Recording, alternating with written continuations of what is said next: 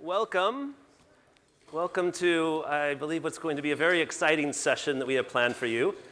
It's an interactive session, which means you're not going to necessarily be sitting the whole time or for too long.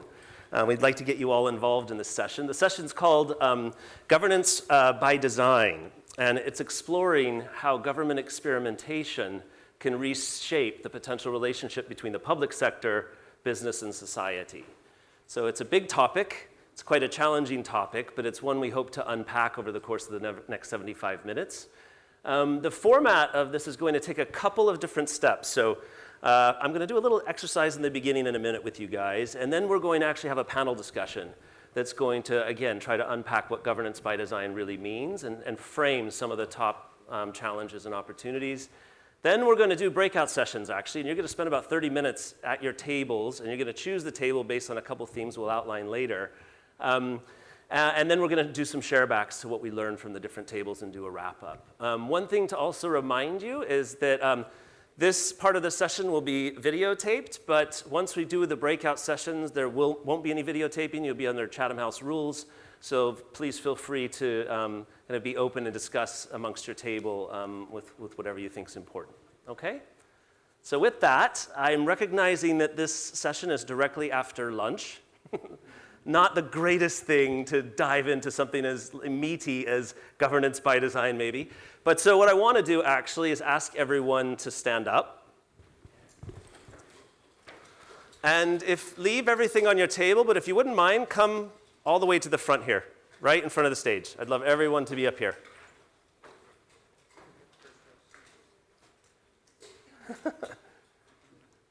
Yes, go ahead and fill right in. Okay, this is going to be interesting. All right, don't mind the tables and chairs, move them around if you want. But okay, what I'm going to do is I am going to highlight a tension related to governance by design. And I represent the middle, okay? So that tension is going to have two ends. There's going to be an end over here and an end over here. So I'm going to read out the tension, and I'm going to highlight the two ends of that tension.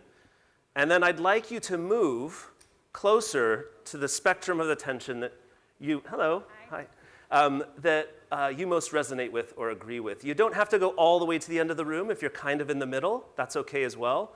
But I want you to move based on where you feel you are in the tension, okay? So here's the first one. Let's try this out. All right, here we go. In promoting and scaling innovation, governments should play a more central role in leading business, academics, and the public, enabling and co-creation role in collaborating with business, academics, and public.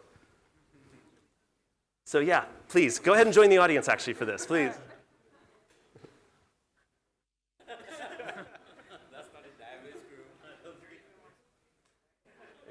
Yeah. Excellent, good. Okay, excellent, all right. No, this is perfect. This is exactly what that's excellent. So let's first start with someone at the extreme end over here, right?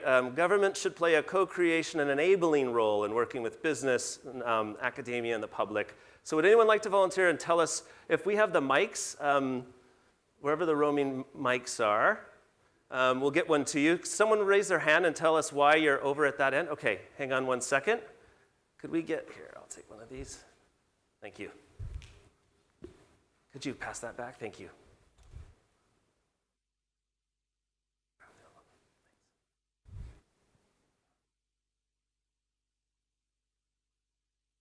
Not working? Out of these. Hello, yes. Okay, cool.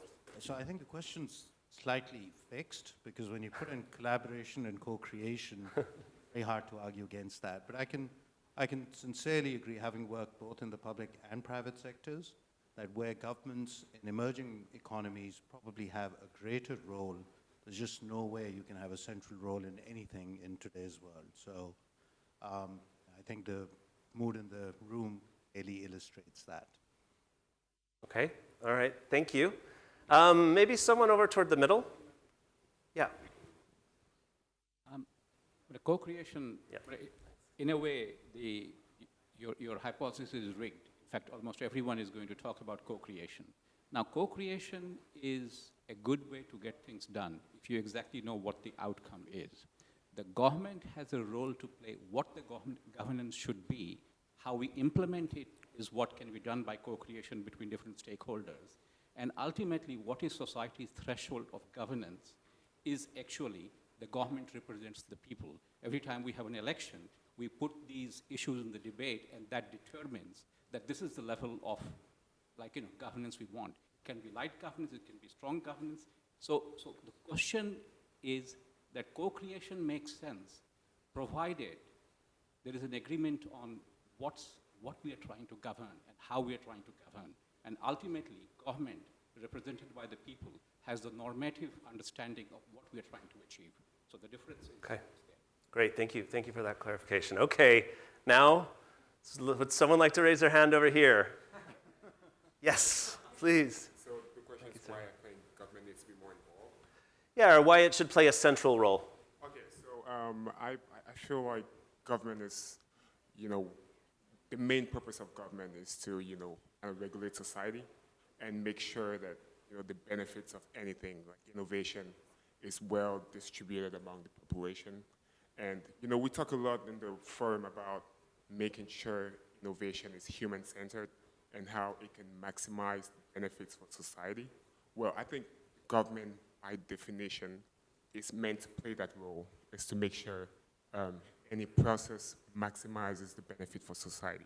Of course, you can have private companies that have that goal, but they cannot devote themselves fully to maximizing society's benefits. I think private companies have a fiduciary duty to themselves, to the shareholders, to the people that own them. But I think government has that central role, which is maximizing society's welfare and bringing, the equilibrium among society. So I think maybe not a middle role, maybe not an extreme role.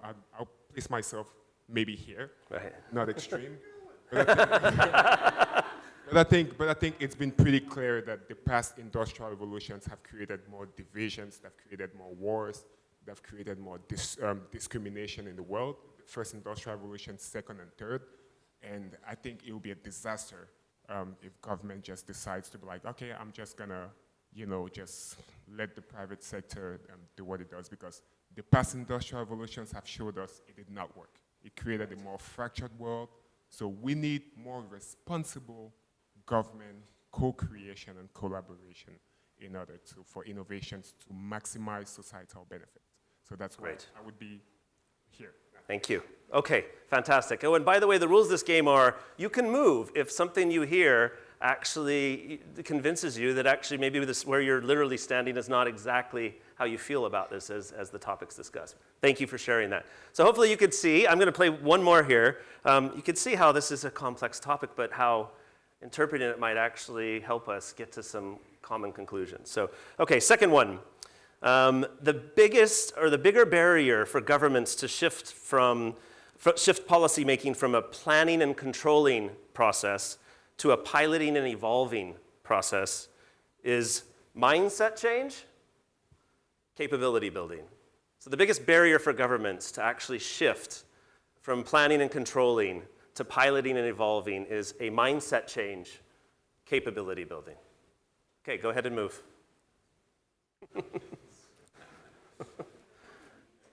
Now you know how tough it is for the panel to talk about this stuff.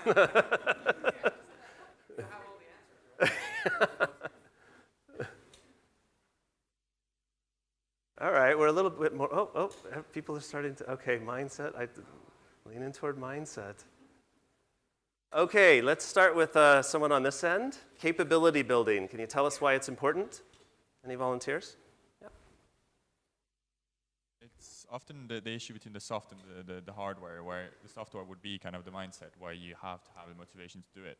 But then even if you have the soft, you need the hardware, or without, it's not going to be any use. So you need to kind of have the capability to be able to empower or use that mindset to do anything. So I would say this is essentially the first stop, so the primordial, then that will be the next stage. Okay, great. You want one more? Go ahead, fight it out. So just to add on that, I think that sometimes also, to be fair to governments, there are no frameworks or no systemic measures that allow them to be that innovative. They need to get the answer right on day one. We pressurize them to do that. So I think that that's also something that's related to capability for me, that we need to build systems and frameworks that allow for that kind of innovation. Mm-hmm. Okay, great, thank you. And then one person over here that, yes, mindset. Hi. Well, I think most of the people here agree that both are needed, and this is why we're a bit all around the place. Yeah. But I would say that capability is accessible, and the mindset has to come first, and then everything else is out there. So this is why I chose mindset. Okay, great. Okay, thank you very much, everyone. I just wanted to give you a little flavor of hopefully what the rest of the session's going to be like, and the conversations you're going to have at your tables. Go ahead and grab a seat. You are going to be moving in a little while, but at least for about the next 20, 25 minutes, you'll be in one place. Thank you. Thanks. All right.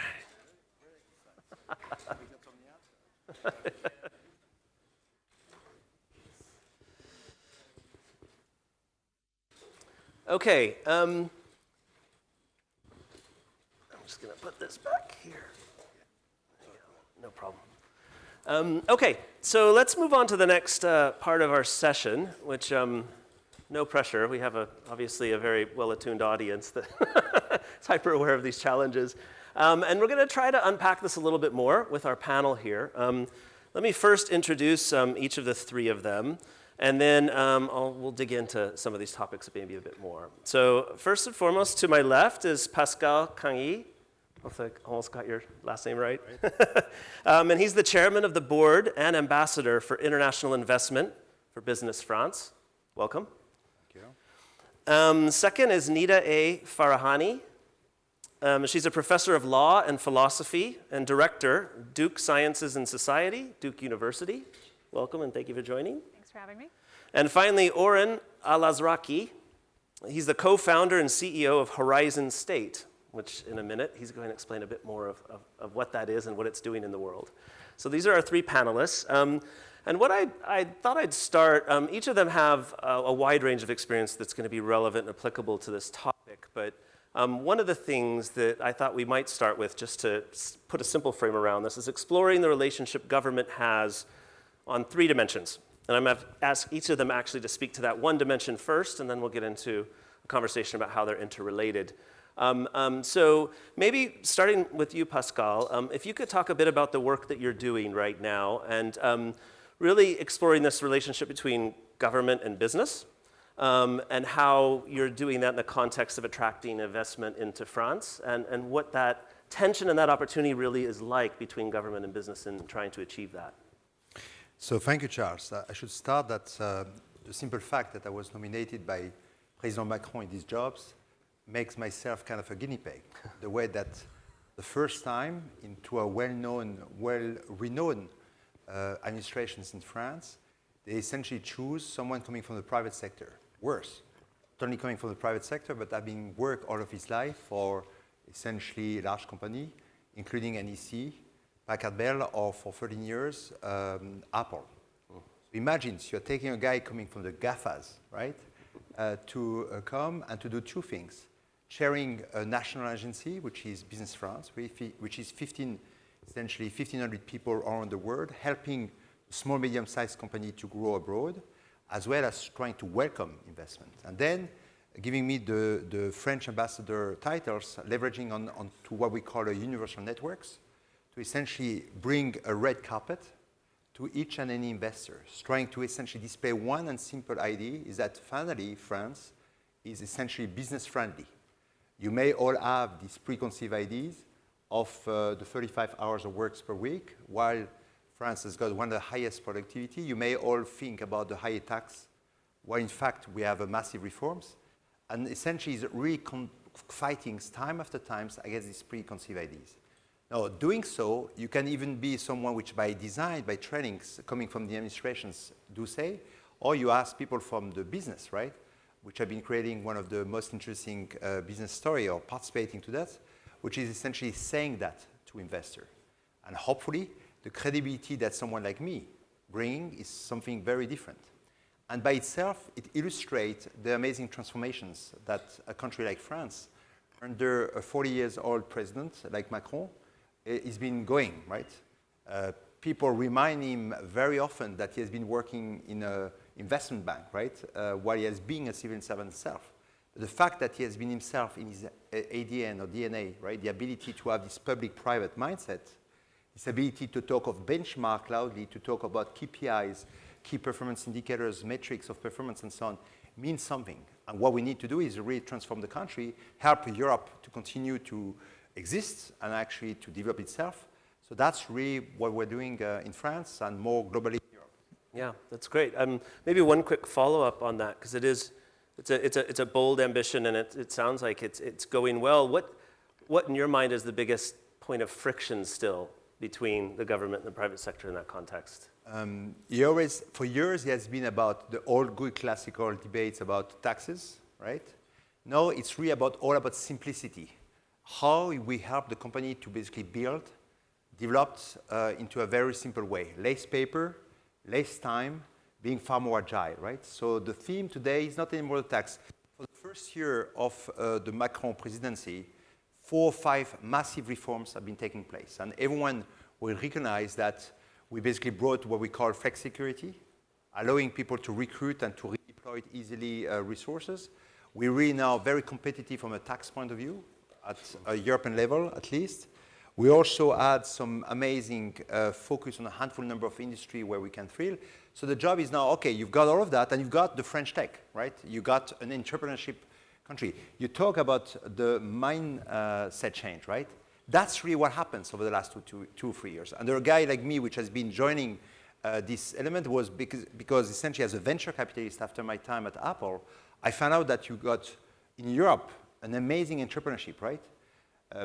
Few years back, when you were growing up from Oxbridge, Oxford and Cambridge, from some of the good universities in Germany, you will, or eventually from the French best school, the Grandes Écoles, you will then join the contingents of the France Télécom, right? The large telcos, the local incumbent. You will eventually join the L'Oréal of this world, or the BMW of this world. Today, when you have 20, 25, 30, you don't want to do that. You want to basically go and create your startups. And the next battle that we need to basically conduct is the battle of how we're going to have all these very bright young guys, and I'm sure many of you belongs to this category, which are going to see the next big things to do to create a small, medium-sized company, build up an international perspective, and regrow up that, right? So the mindset is absolutely critical, and I love the way you put it, because I think it precedes the ability to develop the capabilities. No, you need to go and have the two hands on hands, essentially. Right, right, excellent, thank you. Lots of really interesting things on the part of the government to make great change and take action to actually create the conditions for this to happen, which I think will be interesting in your groups when you start to think about some of the conditions that you might be seeing. So thank you for that, Pascal. So on to Nita. So I wanted to ask you about the intersection between government and society, citizens, people. You've done quite a bit of work, actually in a number of areas, from science to ethics, to sociology. I'm wondering if you could talk a little bit about the relationship, when we think about government experimentation, which is part of the word I used, there might be some unintended consequences that happen as a result of that. What are some of the things we need to think about from an ethical, a moral, a societal perspective? Yeah, a lot of the work that I've been doing recently has really been focused on how to better engage the public with policymaking and how to better engage scientists with policymaking. In particular, to see if there is a way to bridge the gap that is growing in society between science, the public, scientists, and government and policy and decision making. A lot of the work that we've been doing at the Duke Initiative for Science and Society has been focused on that. So we started by trying to do things like science communication training for scientists to see whether or not it was possible through training to change the educational model that we have so that scientific education doesn't focus just on scientific training, but also the communication tools and skills from being able to explain science in a way that is understandable to the general public, to also being able to train in media training and engagement with policymakers to be able to distill science in ways that's relevant for these different audiences. And that was a good first step, but we learned that while we were training scientists in being able to communicate, they lacked the tools to be able to then take it to the next step of engaging with policymakers.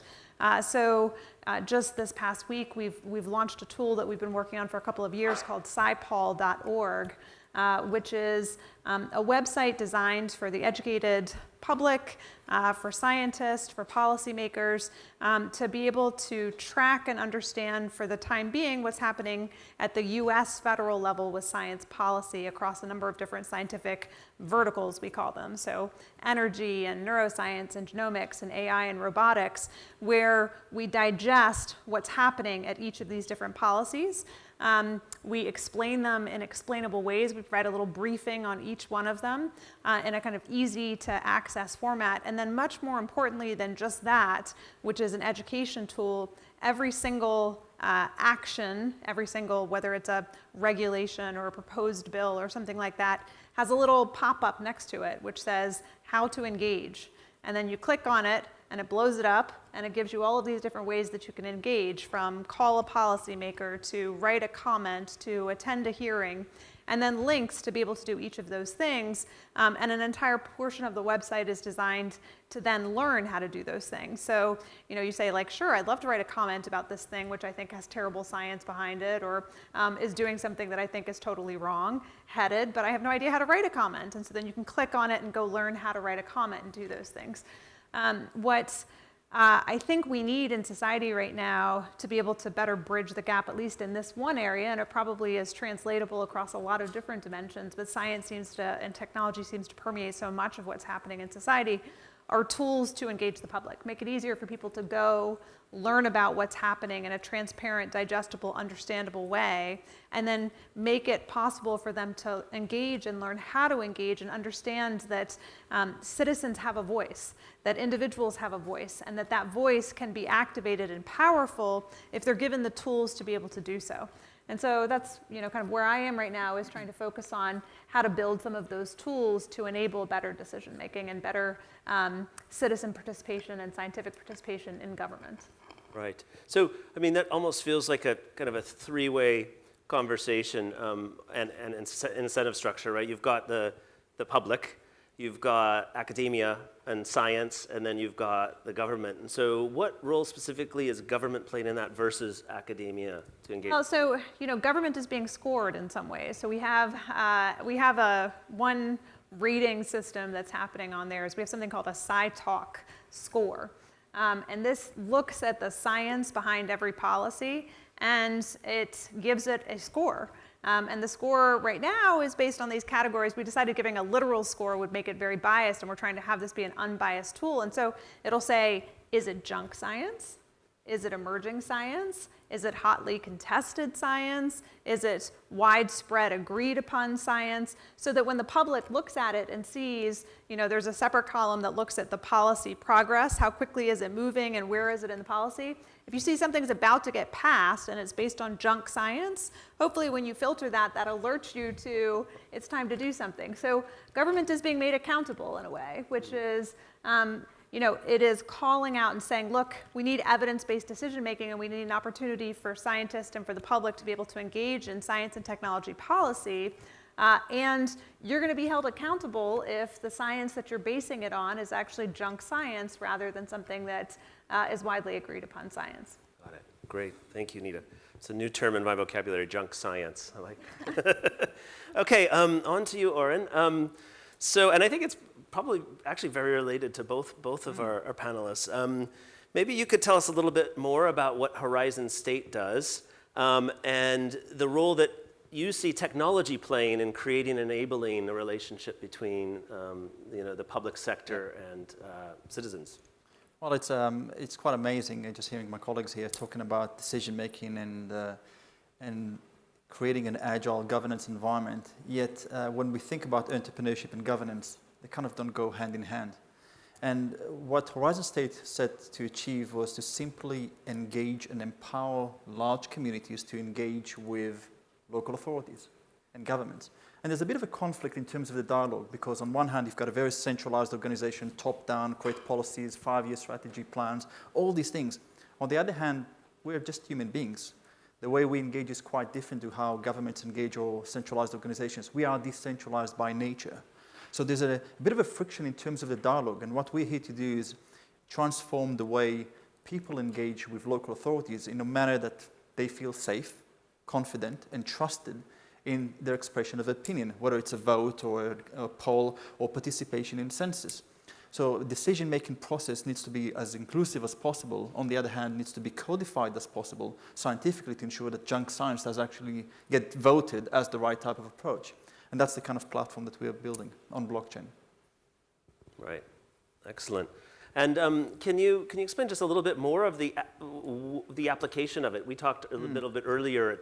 This isn't just for one level of interaction or one type of community. Can you explain a little bit how the platform scales or is relevant in other contexts? We're focusing on creating a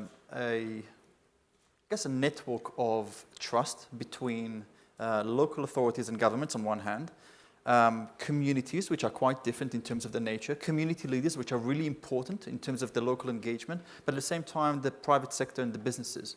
And I'll just give a few random examples which are quite different. We've got a football club in Europe who's really interested in our platform for engagement with their members.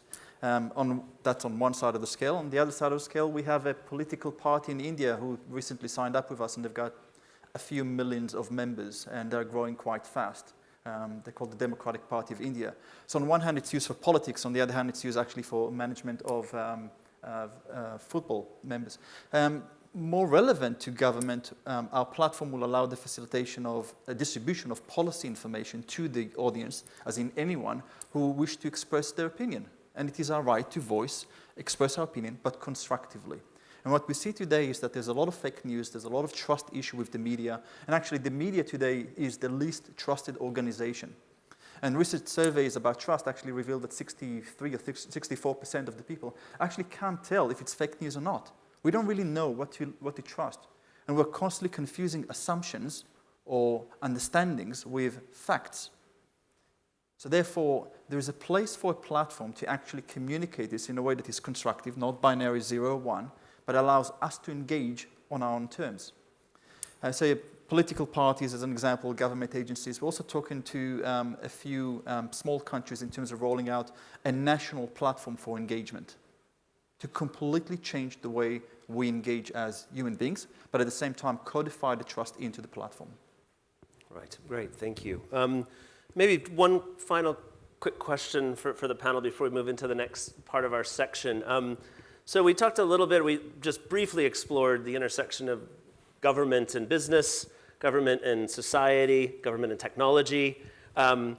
If you imagine these as 3 separate rings and you put them together in some form of a Venn diagram, often people would say those are the recipe for innovation, this intersection of technical feasibility, business viability, consumer or societal need, and that innovation really happens when you consider all 3. I'm just wondering if each of you, maybe in 1 or 2 sentences, could talk a little bit about, you deal with very complex systems, the integration of these things. Do you have a guiding principle that drives and governs the way you think about what you do or how you bring these stakeholders together? I've heard a lot at the forum this time around about the need for multiple stakeholders to be coming together, for bridges to be built between new kinds of parties, for a new form of collaboration, a better language of common understanding between the business world, the government world, the technological world, and society at large. So if there's one thing that kind of drives on a principle level how you think about this integration, what would it be? And happy for any of you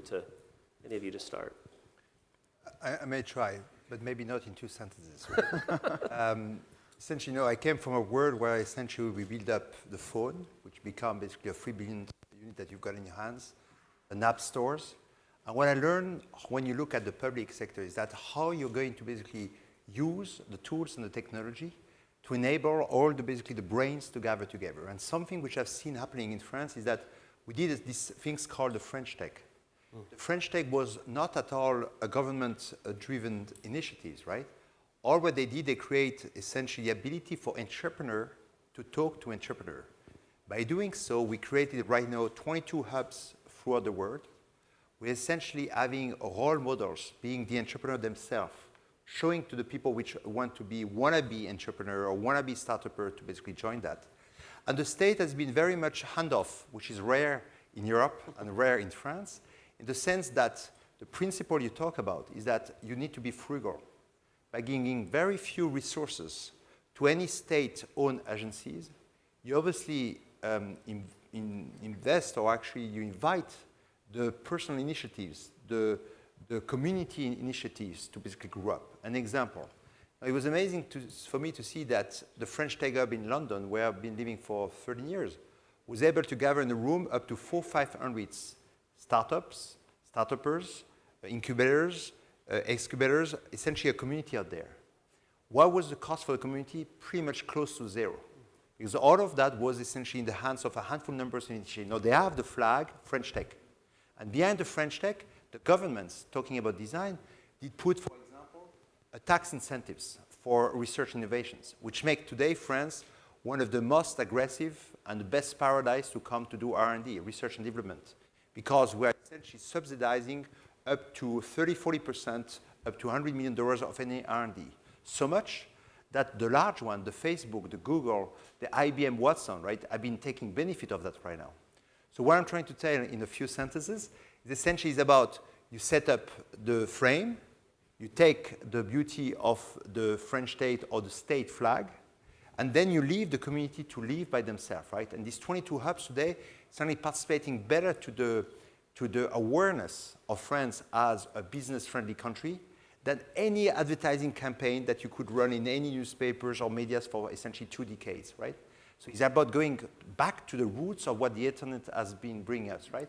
So you see, you inspire yourself from the private sectors, you bring into the public, you say to the public, bring me something but not everything, and let us do the stuff, right? That's really the idea.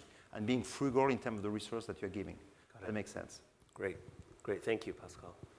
Guiding principles on integration Sure. and a way to think about it? So for us, I think a significant guiding principle is build trust.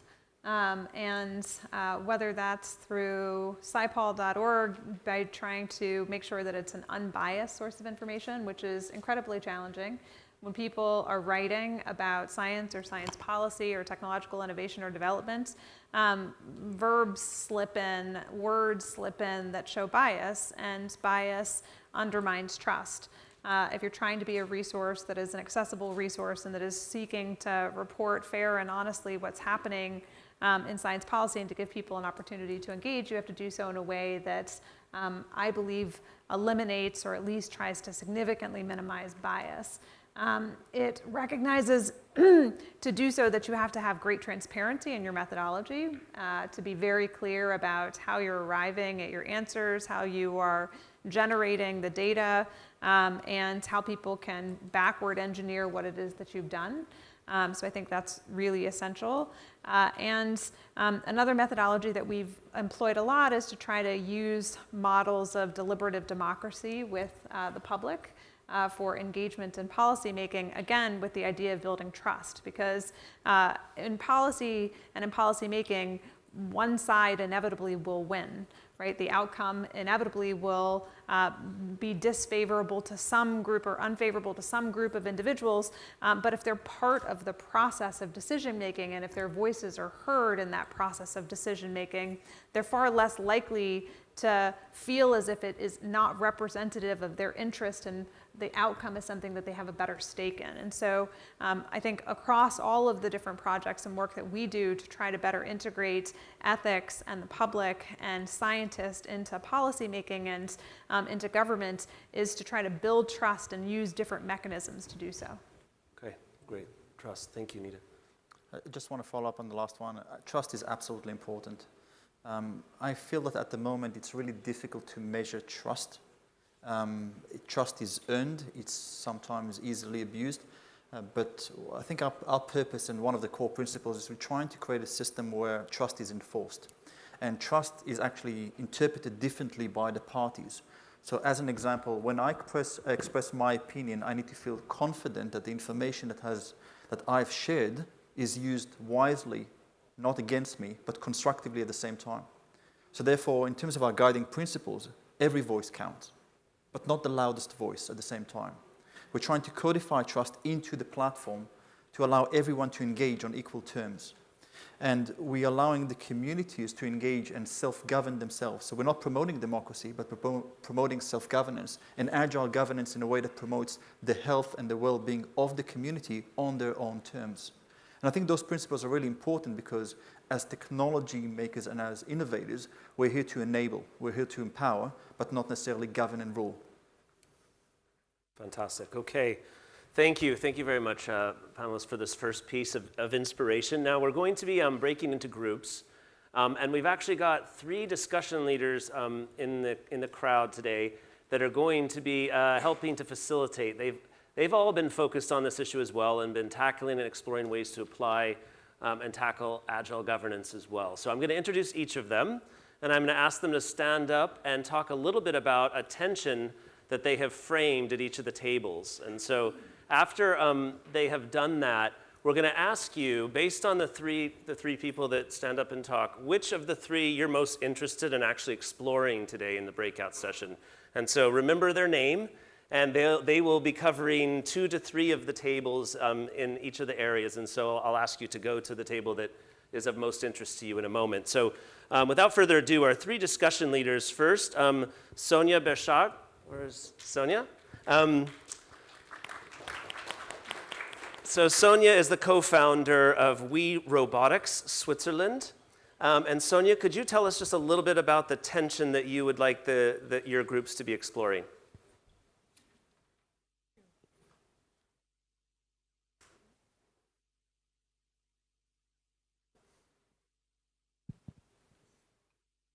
So the tension at my 3 tables, which is going to be here and the 2 there, is to talk on one side about social needs and the other side about policies and regulations for emerging technologies. So one side, policies, regulations, and the other side, the needs of the citizens of the country. So there'll be 3 tables that you can go to that's going to be exploring that tension. Thank you, Sonja. The second is Andrew Maynard, which is right here.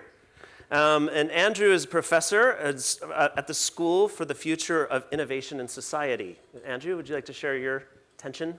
Yes, actually, I think the first tension is how come Sonja gets 3 tables and I only get 2 tables?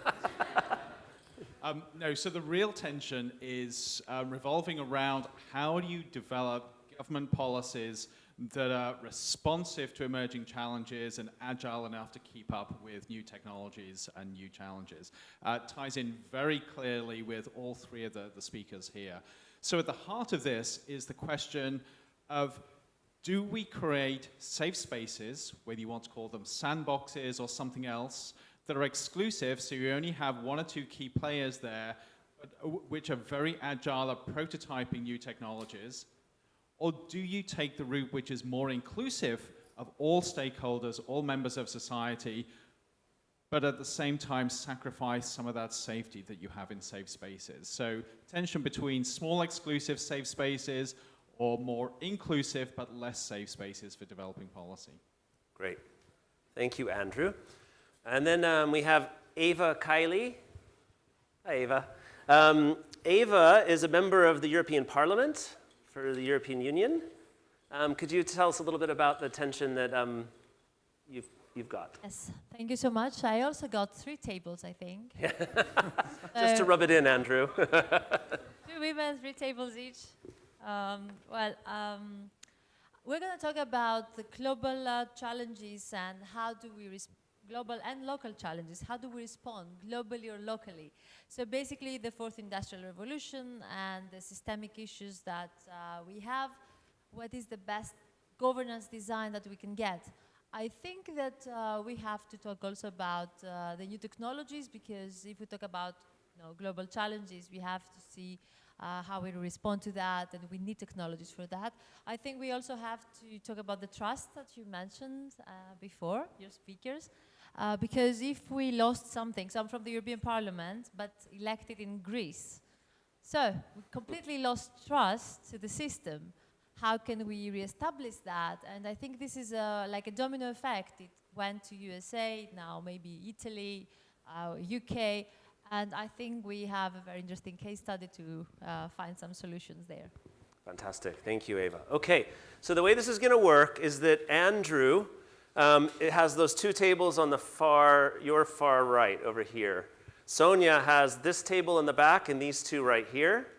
And then Ava has these three tables over here. Okay? So based on the topics that the three of them mentioned, please find a table that you're most interested for your breakout session, and the facilitators will guide you through this. I'd also invite the panelists to join the table of most interest to you.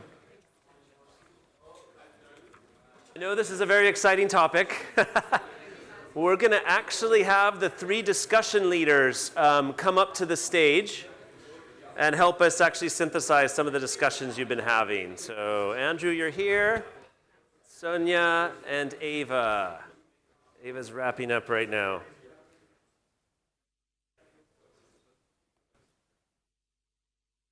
Final writing on the whiteboard table, perfect. Okay, come on up.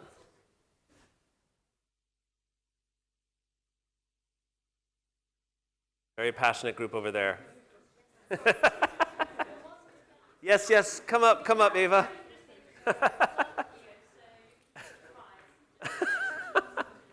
Photograph for reference.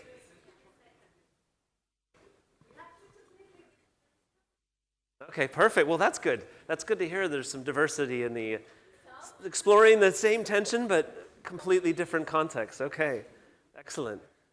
Okay, we've just got about 15 minutes left before this session ends. So one thing that we wanted to do is obviously try to hear just a bit of a headline and flavor of the kinds of conversations that were had at the tables. And the way we're going to do that is to put these discussion leaders on the spot and synthesize on the fly.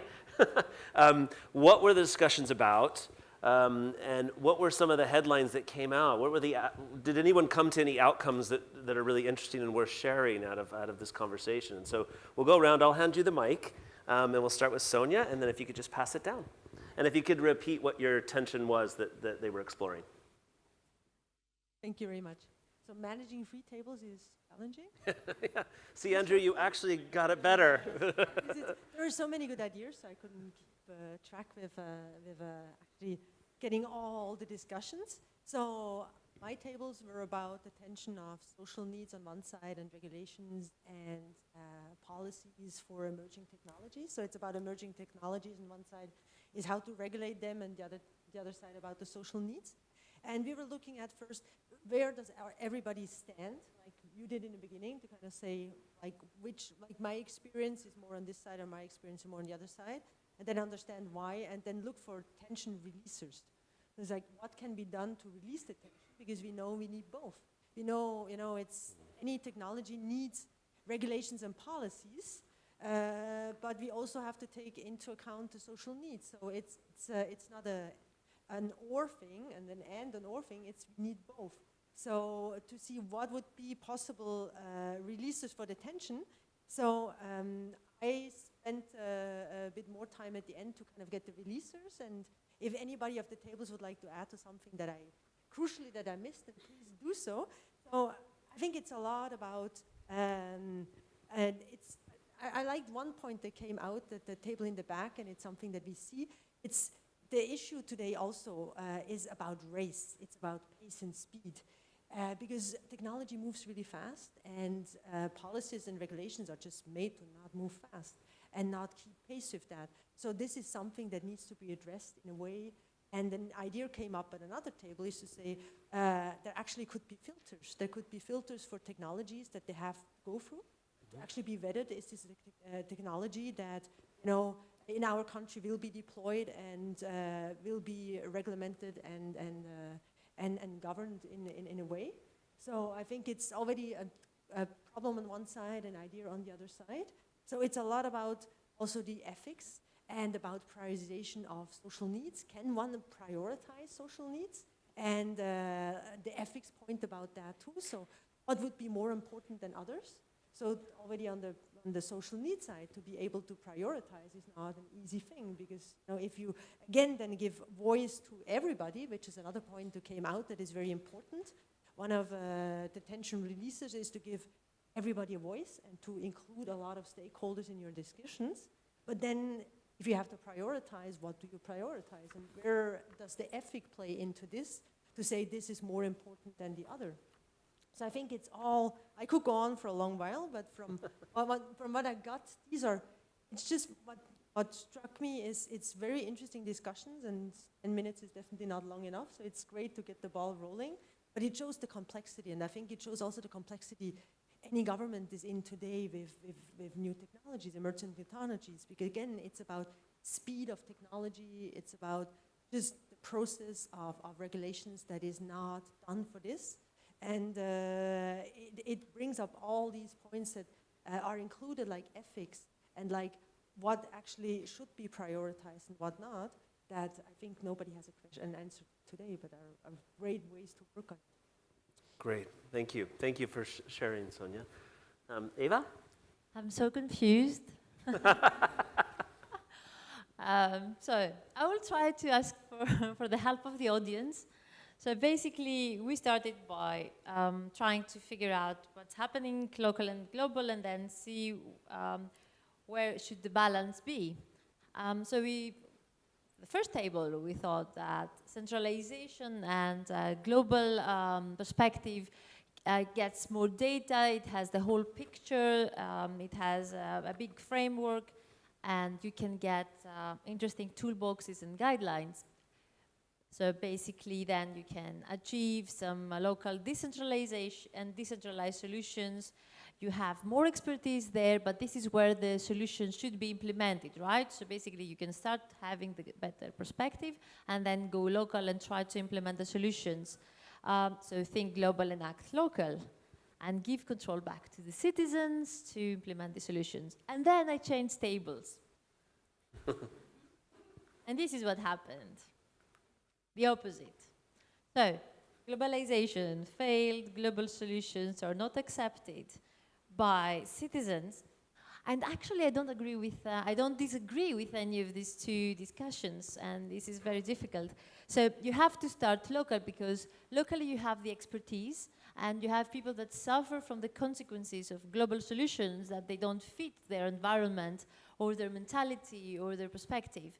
And since it's not working as well, and we have a huge increase of like decentralized solutions and thinking, even using these digital technologies like blockchain, for example, maybe we should get the perspective from local and the experience from local, get local solutions, and just use global awareness.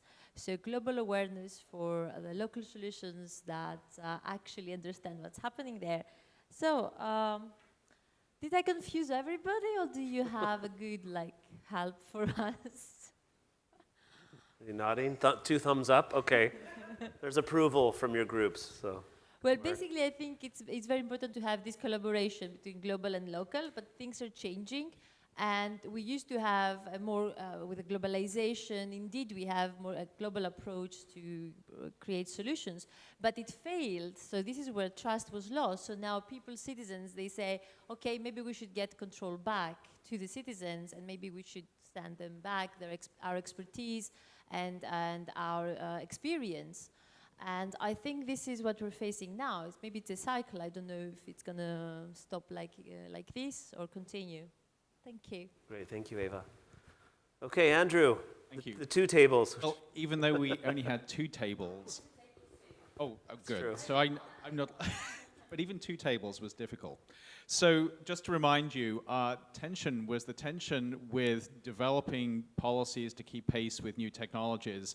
Do we create safe spaces for exploring and testing prototypes of new policies where the stakeholders involved are exclusive?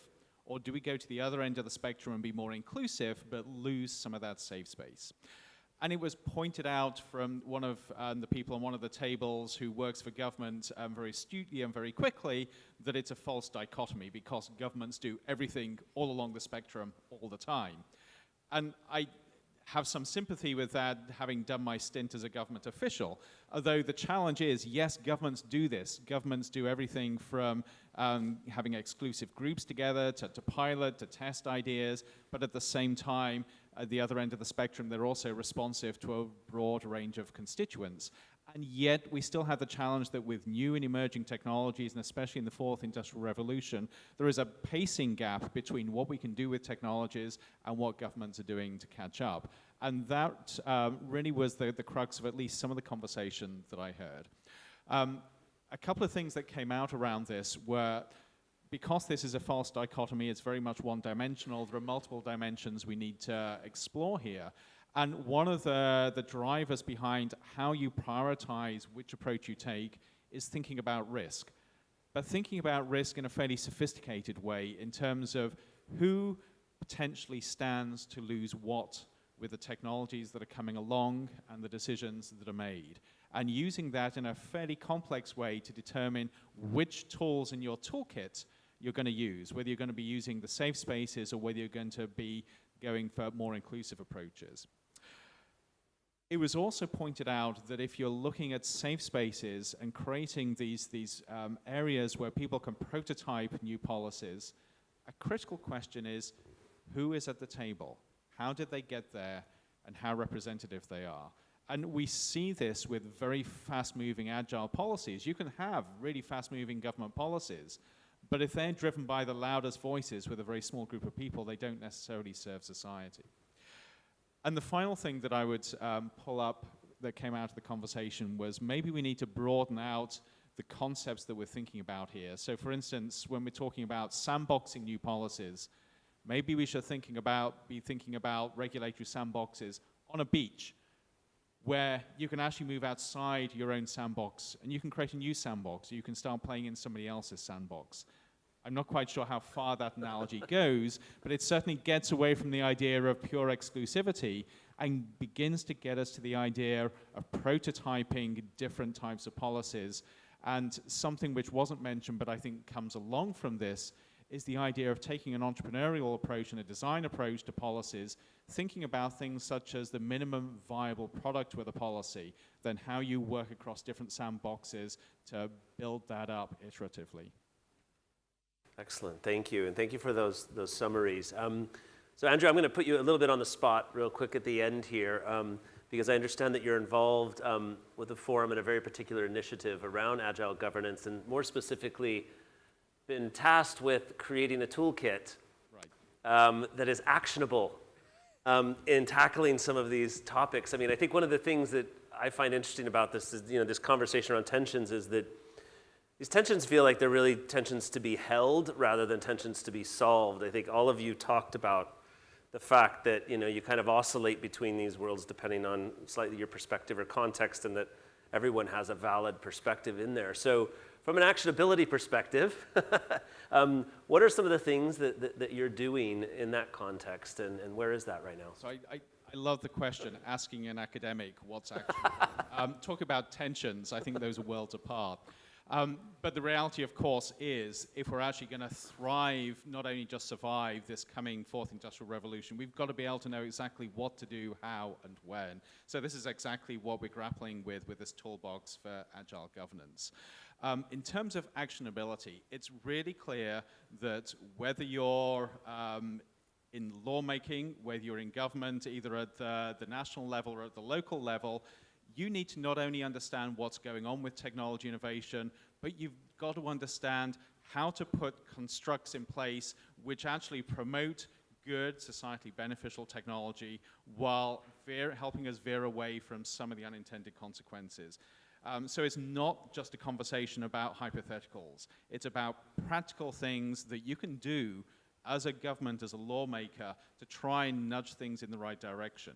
Similarly, if you're in the private sector, it's really clear that you not only need certainty, but you need direction on what you can do to ensure not only that your products, that your technologies work, but they actually achieve what you set out to achieve in a socially responsible way. Again, that can't be just conversations. It's got to be looking at practical tools that are going to help you make smart decisions. So the initiative we're looking at is how do you move from the smart conversations to building practical tools where whether you're in industry, whether you're a startup, whether you're more established, whether you're in government, even if you're a concerned citizen, how do you take part in making decisions using these various tools which are going to push these new technologies in a societally beneficial way? Great. Okay. Thanks for explaining that. So we're running to the end of the 75 minutes. I want to thank you for all of your participation. I think that, again, this exploration of tensions and the fact that we're constantly moving from left to right on them and discussing them means that, from my perspective, holding attention means that we probably have a lot more in common than divides us if we really think a bit more deeply about it and engage in this kind of conversation. And so I want to thank you for your contributions. I also want to thank Pascal, Oren, Nita, Sonja, Ava, and Andrew for all of their contributions. So give them a round of applause, please. And then two final just quick notes. To learn more and to capture all of the insights and work that was done here today, you can also explore the top link briefing where today's insights will be posted. And then we also had one more quick announcement, I think in the back right there, if you want to talk about the survey. Yes, and thank you again to our panelists. Just wanted to point out a quick prototype that we actually have developed here at the World Economic Forum. We wanted to get a quick sense, actually, of the level of fourth IR IQ, in a way, amongst this audience and amongst the participants here in Tianjin, as a way of getting to eventually this question of how do you adapt policies and how do you engage citizens around technologies that we're not quite sure the decision makers fully understand. So it's a very quick 8-minute interactive assessment. So anybody who's interested is more than welcome to come and find me afterward and be part of our prototype. All right. Thank you, everyone. Thank you.